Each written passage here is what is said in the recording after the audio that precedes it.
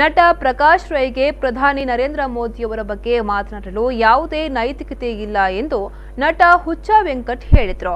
ಈ ಕುರಿತು ಮಂಗಳೂರಿನಲ್ಲಿ ಮಾತನಾಡಿದ ಅವರು, ಸಿನಿಮಾದಲ್ಲಿ ತುಂಬಾ ಡೈಲಾಗ್ ಹೊಡೆಯುತ್ತಾರೆ.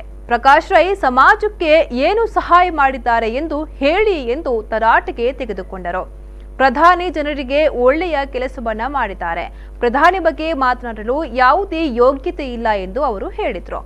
ಒಂದು ಕೆಲಸ ಮಾಡು ಪ್ರಕಾಶ್ ರಾಯ್, ನಿನ್ನ ಸಿನಿಮಾಗೆ ಯಾರ್ಯಾರು ಡೈಲಾಗ್ ಬರೆದರೋ ಆ ಡೈಲಾಗ್ ರೈಟ್ರುಗಳ ಹತ್ರ ಎಲ್ಲ ಹೋಗು. ಒಳ್ಳೆ ಡೈಲಾಗ್ ಕೊಡೋ ಜನರು ಮೋಸ ಮಾಡಬೇಕು, ಜನರ ಹತ್ರ ಕ್ಲಾಪ್ಸ್ ತೊಗೊಬೇಕು ಅಂತ ಬರ್ಸ್ಕೊ. ಆಮೇಲೆ ಡೈಲಾಗ್ ಹೊಡಿ. ಮೋದಿ ಬಗ್ಗೆ ಮಾತಾಡೋ ಯೋಗ್ಯತೆ ಯೋಗ ನಿನಗಿದೆಯಾ? ನೀನು ಸಮಾಜಕ್ಕೆ ಏನು ಮಾಡಿದ್ಯಾ, ಜನತೆಗೆ ಏನು ಮಾಡಿದ್ಯಾ? ಮೋದಿ ಏನು ಮಾಡೋರೆ ಇಡೀ ಜಗತ್ತು ಗೊತ್ತು, ಬರೀ ದೇಶಕ್ಕಲ್ಲ.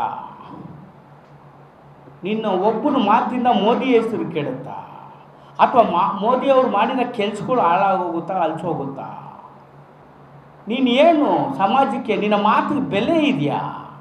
ಸಿನಿಮಾದಲ್ಲಿ ಬೆಲೆ ಇದೆ ಕಣೋ, ಟೈಮ್ ಪಾಸ್ಗೆ ನೀನು ಎಂಟರ್ಟೈನ್ಮೆಂಟ್.